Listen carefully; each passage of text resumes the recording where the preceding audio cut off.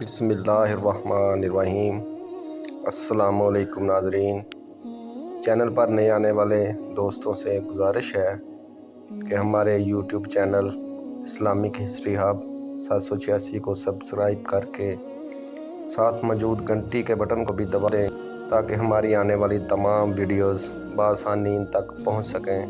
شکریہ۔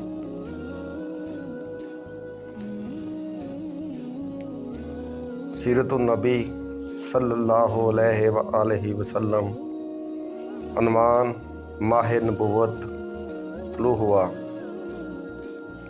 حضرت ابن عباس رضی اللہ تعالیٰ عنہ کہتے ہیں کہ حضور نبی کریم صلی اللہ علیہ وآلہ وسلم اس دنیا میں تشریف لائے تو آپ کی انول نال کٹی ہوئی تھی۔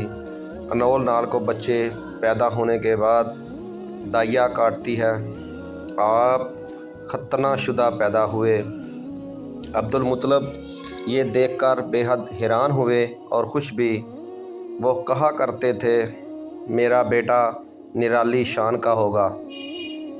آپ کی پیدائش سے پہلے مکہ کے لوگ خشک سالی اور قحط کا شکار تھے، لیکن جوں ہی آپ کے دنیا میں تشریف لانے کا وقت قریب آیا، بارشیں شروع ہو گئیں، خشک سالی دور ہو گئی، درخت ہرے بھرے ہو گئے اور پھلوں سے لد گئے، زمین پر سبزہ ہی سبزہ نظر آنے لگا۔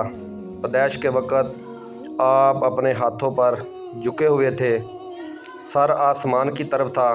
ایک روایت کے الفاظ یہ ہیں کہ گھٹنوں کے بل جھکے ہوئے تھے، مطلب یہ کہ سجدے کی سی حالت میں تھے۔ آپ کی مٹھی بند تھی اور شہادت کی انگلی اٹھی ہوئی تھی، جیسا کہ ہم نماز میں اٹھاتے ہیں۔ حضور انور صلی اللہ علیہ وآلہ وسلم فرماتے ہیں، جب میری والدہ نے مجھے جنم دیا تو ان سے ایک نور نکلا۔ اس نور سے شام کے محلات جگمگا اٹھے۔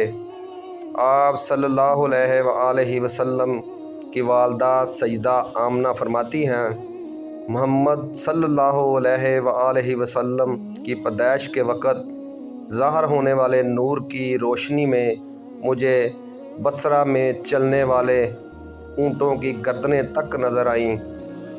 علامہ سہلی رحمۃ اللہ علیہ نے لکھا ہے کہ جب آپ پیدا ہوئے تو آپ نے اللہ کی تعریف کی۔ ایک روایت میں یہ الفاظ آتے ہیں، اللہ اکبر کبیرہ والحمدللہ کثیرہ وسبحان اللہ بکرات اصیلا۔ اللہ تعالیٰ سب سے بڑا ہے، اللہ تعالیٰ کی بے حد تعریف ہے اور میں صبح و شام اللہ کی پاکی بیان کرتا ہوں۔ آپ کی ولادت کس دن ہوئی؟ اس بات پر سب کا اتفاق ہے کہ وہ پیر کا دن تھا۔ آپ صبح فجر طلوع ہونے کے وقت دنیا میں تشریف لائے۔ تاریخ پیدائش کے سلسلے میں بہت سے قول ہیں۔ ایک روایت کے مطابق 12 ربیع الاول کو پیدا ہوئے، ایک روایت 8 ربیع الاول کی ہے، ایک روایت 2 ربیع الاول کو پیدا ہوئے۔ اس سلسلے میں اور بھی بہت سی روایات ہیں۔ زیادہ تر مورخین کا خیال ہے کہ آپ 8 ربیع الاول کو پیدا ہوئے۔ تقویم کے طریقہ کے حساب سے جب تاریخ نکالی گئی تو 9 ربیع الاول نکلی، مطلب یہ کہ اس بارے میں بالکل صحیح بات کسی کو معلوم نہیں۔ اس پر سب کا اتفاق ہے کہ مہینہ ربیع الاول کا تھا اور دن پیر کا۔ یہ بھی کہا جاتا ہے کہ آپ کو پیر کے دن ہی نبوت ملی، پیر کے روز ہی آپ نے مدینہ منورہ کی طرف ہجرت فرمائی اور پیر کے روز ہی آپ کی وفات ہوئی۔ آپ عام الفیل میں پیدا ہوئے، یعنی ہاتھیوں والے سال میں۔ اس سال کو ہاتھیوں والا سال اس لیے کہا جاتا ہے کہ ابرہہ نے ہاتھیوں کے ساتھ مکہ مکرمہ پر چڑھائی کی تھی۔ آپ کی پیدائش اس واقعہ کے کچھ ہی دن بعد ہوئی تھی۔ واقعہ کچھ اس طرح ہے کہ ابرہہ یمن کا عیسائی حاکم تھا۔ حج کے دنوں میں اس نے دیکھا کہ لوگ بیت اللہ کا حج کرنے جاتے ہیں۔ اس نے اپنے لوگوں سے پوچھا، یہ لوگ کہاں جاتے ہیں؟ اس سے جواب ملا، بیت اللہ کا حج کرنے کے لیے مکہ مکرمہ جاتے ہیں۔ اس نے پوچھا بیت اللہ کس چیز کا بنا ہوا ہے؟ اسے بتایا گیا کہ بیت اللہ پتھروں کا ہے۔ اس نے پوچھا اس کا لباس کیا ہے؟ بتایا گیا ہمارے ہاں سے جو داری دار کپڑا جاتا ہے اس سے اس کی پوشاک تیار ہوتی ہے۔ ابرہہ عیسائی تھا۔ ساری بات سن کر اس نے کہا مسیح کی قسم میں تم لوگوں کے لیے اس سے اچھا گھر تعمیر کروں گا۔ اس طرح اس نے سرخ و سفید، زرد اور سیاہ پتھروں سے ایک گھر بنوایا، سونے اور چاندی سے اس کو سجایا، اس میں کئی دروازے رکھوائے، اس میں سونے کے پترے جڑوائے، اس کے درمیان میں جواہر لگوائے، اس مکان میں ایک بڑا سا یاقوت لگوایا، پردے لگوائے، وہاں خوشبوئیں سلگانے کا انتظام کیا۔ اس کی دیواروں پر اس قدر مشک ملا جاتا تھا کہ وہ سیاہ رنگ کی ہو گئیں، یہاں تک کہ جواہر بھی نظر نہیں آتے تھے۔ پھر لوگوں سے کہا اب تمہیں بیت اللہ کا حج کرنے کے لیے مکہ جانے کی ضرورت نہیں رہی، میں نے یہیں تمہارے لیے بیت اللہ بنوا دیا ہے، لہٰذا اب تم اس کا طواف کرو۔ اس طرح کچھ قبائل کئی سال تک اس کا حج کرتے رہے، اس میں اعتکاف کرتے رہے، حج والے مناسک بھی یہیں ادا کرتے رہے۔ عرب کے ایک شخص نفیر خشمی سے یہ بات برداشت نہ ہو سکی، وہ اس مصنوعی خانہ کعبہ کے خلاف دل ہی دل میں کرتا رہا۔ آخر اس نے دل میں ٹھان لی کہ وہ ابرہہ کی اس گندہ کر کے چھوڑے گا۔ پھر ایک رات اس نے چوری چھپے بہت سی گندگی اس میں ڈال دی۔ ابرہہ کو معلوم ہوا تو سخت غضبناک ہوا، کہنے لگا یہ کارروائی کسی عرب نے اپنے کعبہ کے لیے کی ہے، میں اسے ڈھا دوں گا، اس کا ایک ایک پتھر توڑ دوں گا۔ اس نے شام و حبشہ کو یہ تفصیلات لکھ دیں، اس سے درخواست کی کہ وہ اپنا ہاتھی بھیج دے۔ اس ہاتھی کا نام محمود تھا۔ یہ اس قدر بڑا تھا کہ اتنا بڑا ہاتھی روئے زمین پر دیکھنے میں نہیں آیا تھا۔ جب ہاتھی اس کے پاس پہنچا تو وہ اپنی فوج لے کر نکلا اور مکہ کا رخ کیا۔ یہ لشکر جب مکہ کے قریب و جوار میں پہنچا تو ابرہہ نے فوج کو حکم دیا کہ ان لوگوں کے جانور لوٹ لیے جائیں۔ اس کے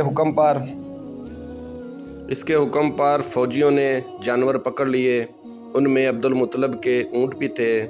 نفیل بھی اسی لشکر میں ابرہہ کے ساتھ موجود تھا اور یہ عبد المطلب کا دوست تھا۔ عبد المطلب اس سے ملے، اونٹوں کے سلسلے میں بات کی۔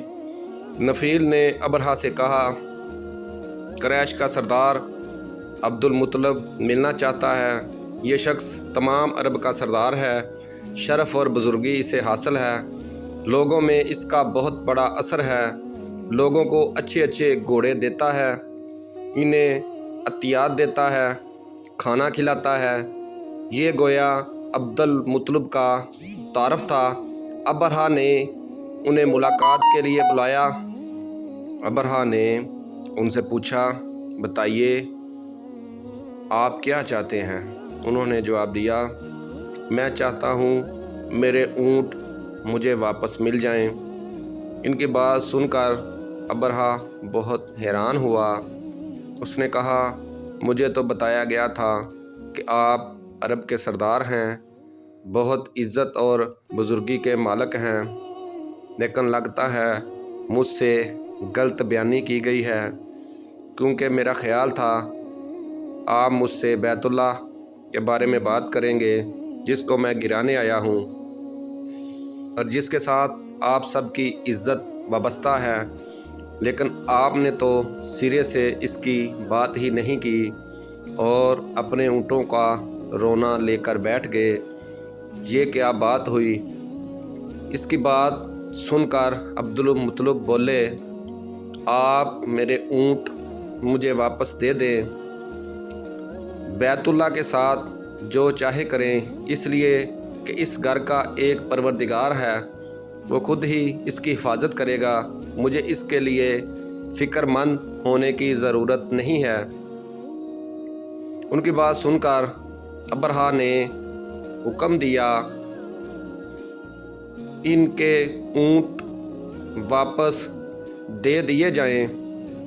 جب انہیں ان کے اونٹ واپس مل گئے تو انہوں نے ان کے سموں پر چمڑے چڑھا دیے، ان پر نشان لگا دیے، انہیں قربانی کے لیے وقف کر کے حرم میں چھوڑ دیا تاکہ پھر کوئی انہیں پکڑ لے تو حرم کا پروردگار اس پر غضبناک ہو۔ پھر عبدالمطلب ہیرا پہاڑ پر چڑھ گئے، ان کے ساتھ ان کے کچھ دوست تھے۔ انہوں نے اللہ سے درخواست کی، اے اللہ، انسان اپنے سامان کی حفاظت کرتا ہے، تو اپنے سامان کی حفاظت کر۔ ادھر سے ابرہہ اپنا لشکر لے کر آگے بڑھا، وہ خود ہاتھی پر سوار موجود تھا۔ ایسے میں اس کے ہاتھی نے آگے بڑھنے سے انکار کر دیا، وہ زمین پر بیٹھ گیا۔ ہاتھی بانوں نے اسے اٹھانے کی کوشش کی لیکن وہ نہ اٹھا۔ انہوں نے اس کے سر پر ضربیں لگائیں، آنکس چبوئے، مگر وہ کھڑا نہ ہوا۔ کچھ سوچ کر انہوں نے اس کا رخ یمن کی طرف کیا تو وہ فوراً اس طرف چلنے لگا۔ اس کا رخ پھر مکہ کی طرف کیا گیا تو پھر رک گیا۔ ہاتھی بانوں نے یہ تجربہ بار بار کیا۔ آخرکار ابرہہ نے حکم دیا ہاتھی کو شراب پلائی جائے تاکہ نشے میں اسے کچھ ہوش نہ رہ جائے اور ہم اسے مکہ کی طرف آگے بڑھا سکیں۔ چنانچہ اسے شراب پلائی گئی لیکن اس پر اس کا بھی اثر نہ ہوا۔